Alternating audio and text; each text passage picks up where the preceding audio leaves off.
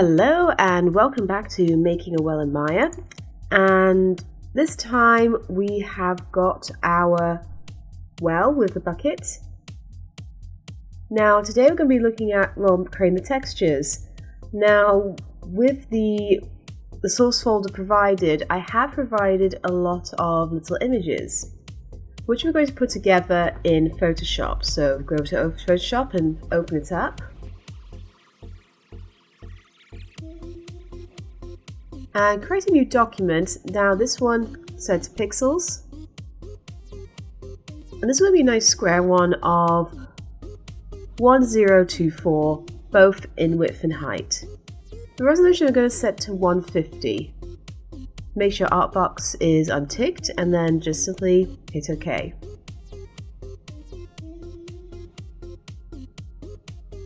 Now what we're going to do, we're going to take the images provided and just simply put them into place in this document.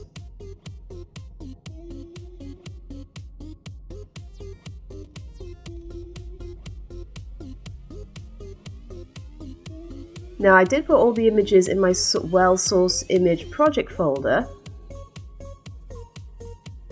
If you've done likewise, they should be there too. So selecting everything but the guide and just bring them into Photoshop.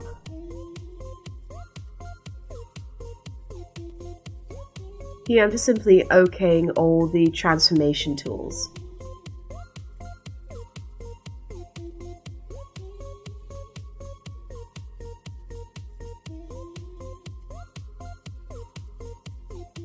Then by pressing Ctrl T, I can enter the transformation and just simply readjust all these pieces.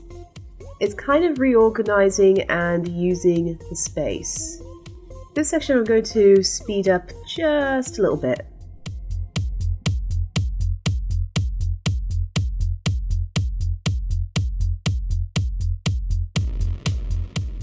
Over here I want to take the metal parts and cut them into two pieces.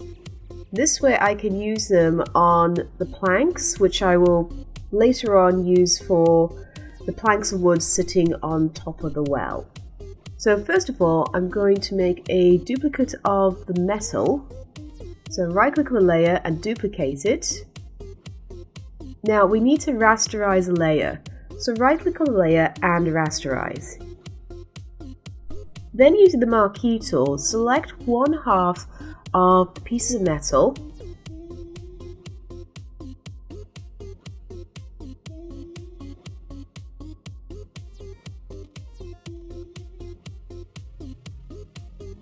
So here I'm pressing V on my keyboard to turn it into the move tool, which will allow me to move that piece I've selected away.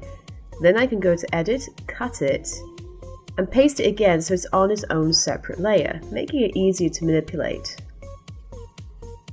Then just moving the layers to be above all the others.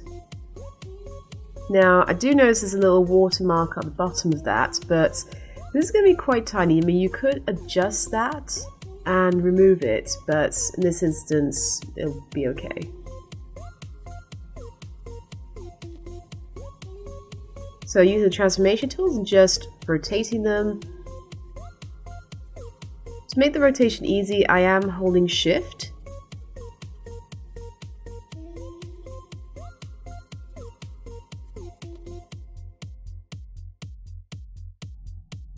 There you go, I got two pieces at the top, so I'm going to make duplicates of those and put them at the bottom.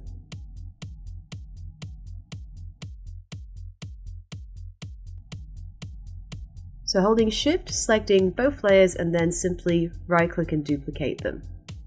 And then move your new pieces into position. Now to make it a bit different, I'm going to rotate them the other way.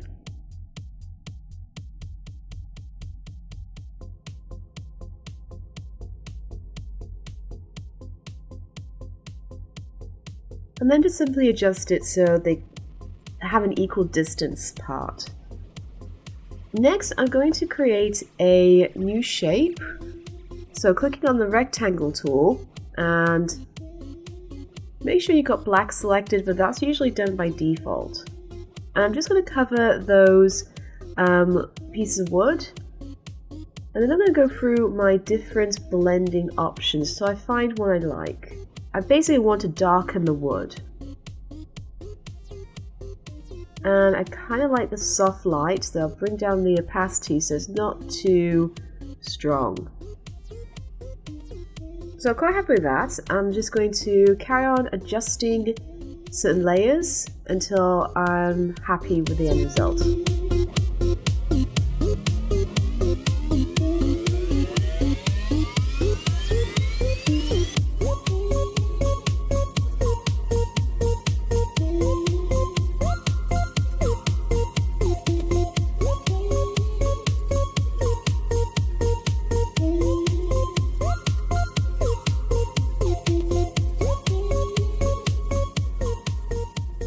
And there you go.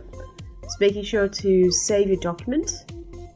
So go to File, Save As, and then navigating to your source images, I'm going to call this Photoshop document Texture.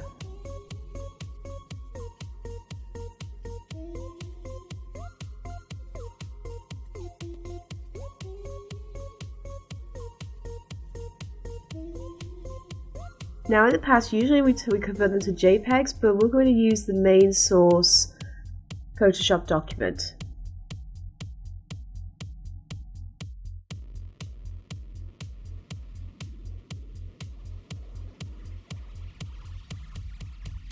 Now going back into Maya, we're going to start now adding the texture we created to our well. So we're going to go to our UV editor. If you haven't got this window open, simply click on UV at the top and you can open up UV editor and the toolkit.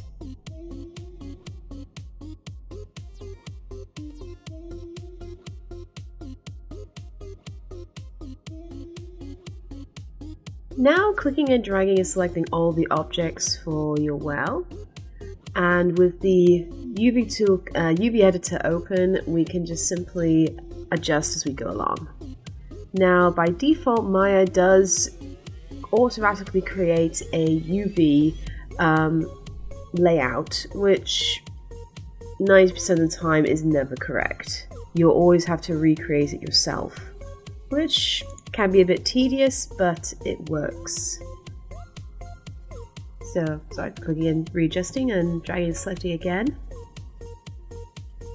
Now I'm going into my front view, which will make a bit sense later, but starting off I'm just going to right click on my objects I've selected and assign new material. Go for a basic Maya one, and I'm going to go for a very boring Lambert, which I'm going to rename as Lambert underscore well material. It is very good to rename your materials so that later on when you're messing around with them or you have multiple ones, you know which part is which. Going to the UV toolkit, I'm going to go to camera based, and what it's going to do is going to create a new UV projection based off the camera. And this will make it easier to select all the parts and simply move them.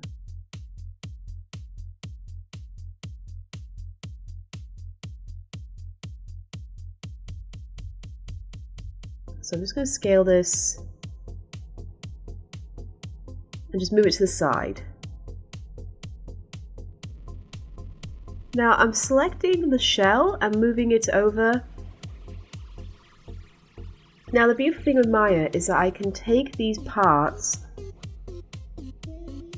and here I'm just trying to see if I can get a nice automatic projection of my roof, which is going to be using the red roof tiles in the image we created earlier. And just simply, here I'm just mucking around with the inputs, just rotating it, getting it close into position. I don't do this with the other parts, just me messing around here, quite frankly. And sometimes it's good to mix it up a bit, because sometimes, personally, I do find texturing can be a bit repetitive and tedious, but the end result is the most rewarding sometimes. So going to Windows, Rendering Editors, and clicking on Hypershade. In here I can find my well texture and clicking on color and that little checkered box icon. Then locating the PSD file, making sure to rename that.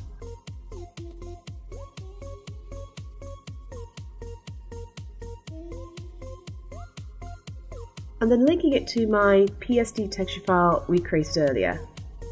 Now, I'd like to note that there is a bit of a transparency issue in this texture, which I do not notice till much later. So don't worry about the transparency element. This is going to be rectified later. It's just that for a moment, my brain did not register this.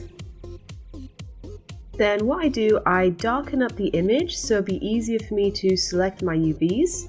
Make sure that texture view is on so I can see how the progression is going in the perspective view. Now here I start cutting the edges, so it's kind of like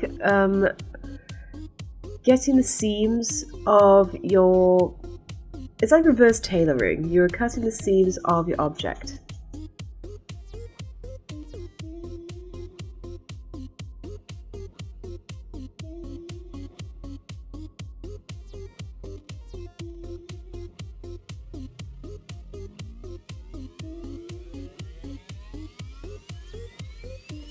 So selecting the edges and then going over to the UV toolkit and hitting cut. This will allow you to cut the edges. So I'm just going to speed things up and cut the tops and the sides of my roof. So it'll be easy for me to manipulate and gain the size to match, etc. You may have to move certain objects out of the way for you to be able to access the areas later.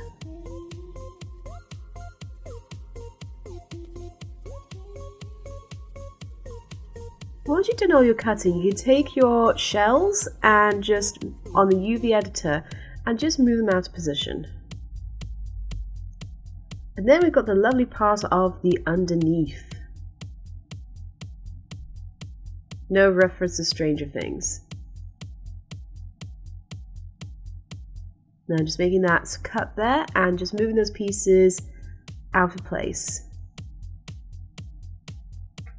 So getting that top roof panel and making sure it covers the entire top roof section, then getting the bottom one and just matching it up. It doesn't have to be exactly, but close enough. Now the trick is the bottom part has to have a nice matching element with the top, so I'm quite happy with how mine's turned out. So now I've just got to do the same for the upper side. Now unfortunately, as you can see, it's projecting upside down, so I just need to flip that section.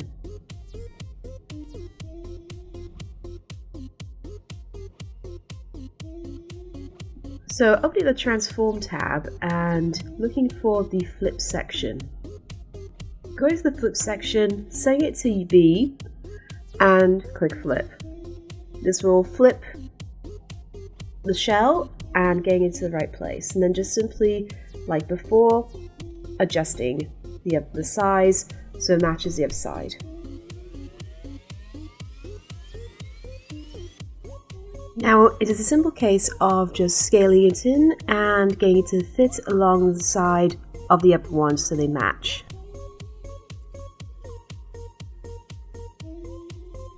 You can switch between using the move and scale tool to get it right in place.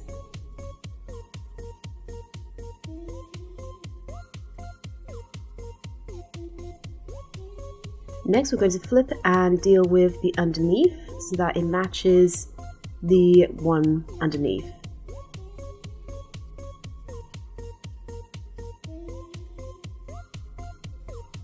And there you go. And we're going to use simple methods like this to create the rest of the texture for the model. So I'm just going to move the frame back into place.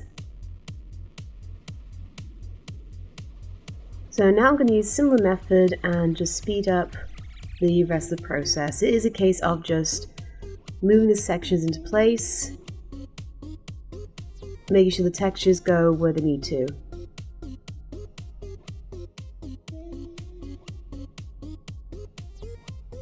In order to stack things, don't forget to go over to the layout, arrange and layout, and there should be an option to stack shells, etc. But sometimes they're not going to be perfect. You might want to do this manually yourself.